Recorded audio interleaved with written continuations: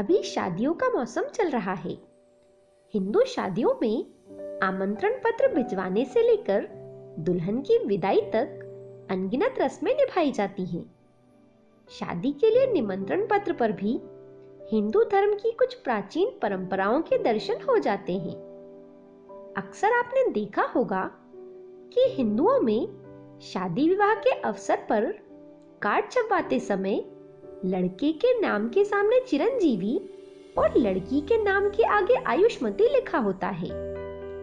इसे एक परंपरा के तौर पर समाज में स्वीकार कर लिया गया है। लेकिन क्या कभी आपने इस बात पर गौर किया है कि ये क्यों लिखा होता है, या फिर इसके पीछे क्या मान्यता हो सकती है?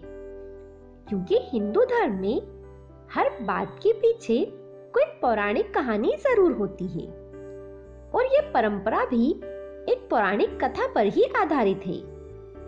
आज मैं आपको इस पौराणिक कथा से अवगत करा रही हूँ। पहले जानते हैं कि वर के नाम के आगे चिरंजीवी क्यों लिखा होता है। एक ब्राह्मण की कोई संतान नहीं थी। उसने देवी महामाया की तपस्या की और फलस्वरूप माताजी तपस्या से प्रसन्न हो गईं और उन्होंने ब्राह्मण से वरदान मांगने को कहा। ब्राह्मण ने वरदान में पुत्र मांग लिया। माता महामाया ने कहा कि मेरे पास दो तरह के पुत्र हैं। पहला, जो 10,000 वर्ष तक जिएगा किंतु महामूर्ख होगा, और दूसरा वो जिसकी आयु मात्र 15 वर्ष होगी, लेकिन वो एक महाविद्वान होगा।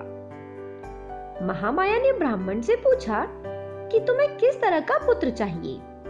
ब्राह्मण बोला, माता, ऐसे पुत्र को प्राप्त करके भी क्या लाभ जो लंबी आयु लेकर भी मूर्ख हो, क्योंकि ऐसे पुत्र के लिए तो हम हमेशा ही चिंतित रहेंगे और पुत्र की तरफ से हमें कोई सुख नहीं मिलेगा। आप मुझे वो पुत्र दें जो विद्वान हो, इसलिए आप मुझे वो दूसरा वाला पुत्र दें। माता ने कहा, तथास्तु। महामाया के आशीर्वाद से कुछ दिनों के बाद ब्राह्मणी ने एक अति सुंदर पुत्र को जन्म दिया और उन्होंने उसका लालन पालन किया। धीरे धीरे वो बालक 5 वर्ष का हो गया।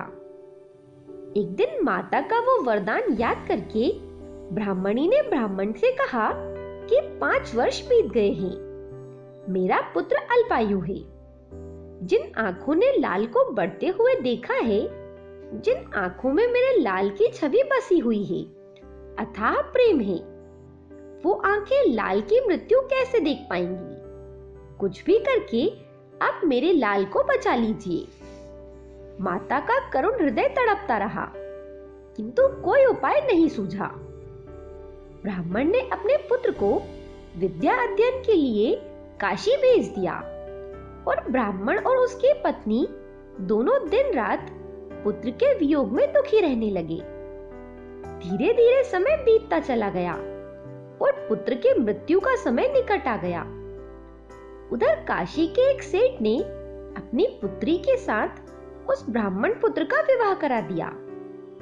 जब विवाह के पश्चात उन दोनों पति पत्नी के मिलन की रात आई, वही रात ब्राह्मण पुत्र की मृत्यु की रात थी। तब स्वयं यमराज नाग का रूप धारण कर उसके प्राण हरने के लिए आ गए। नाग ने ब्राह्मण पुत्र को डस लिया। ये देखकर गुस्से में पत्नी ने उस नाग को पकड़कर एक कमंडल में बंद कर दिया, लेकिन तब तक उसके पति की मृत्यु हो चुकी थी। ब्राह्मण की पत्नी महामाया की बहुत बड़ी भक्त थी। वो अपने पति को जीवित करने के लिए मां की आराधना करने लगी। उसको आराधना करते करते 1 सप्ताह बीत गया। उस पत्नी के सतीत्व के आगे सृष्टि में त्राही त्राही मच गई। यमराज के कमंडल में बंद होने के कारण यमलोक की सारी गतिविधियां रुक गईं। सभी देवताओं ने माता से अनुरोध किया और कहा कि हे माता, हम लोगों ने यमराज को छुड़ाने की बहुत कोशिश की, लेकिन हम छुड़ा नहीं पाए। हे जगदम्बा, अब आप ही यमराज को छुड़ा सकती हैं।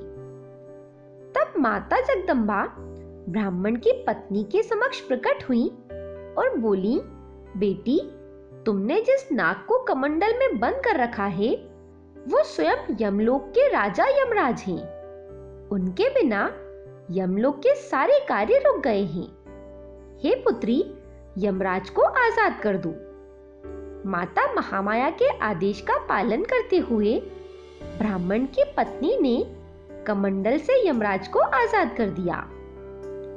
कमंडल से आजाद होकर यमराज बाहर निकले तो उन्होंने माता जगदम्बा और ब्राह्मण की पत्नी के सतीत्व को प्रणाम किया।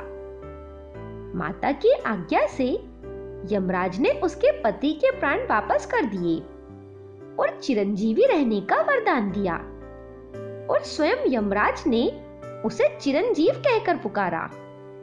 तब से लड़के के नाम के आगे चिरंजीवी लिखने की प्रथा चालू हुई। अब हम जान लेते हैं कि लड़की को आयुष्मती कहने के पीछे क्या मान्यता है। ये कहानी राजा आकाशधर की है। राजा आकाशधर की कोई संतान नहीं थी। उन्होंने संतान प्राप्ति के लिए कई उपाय किए।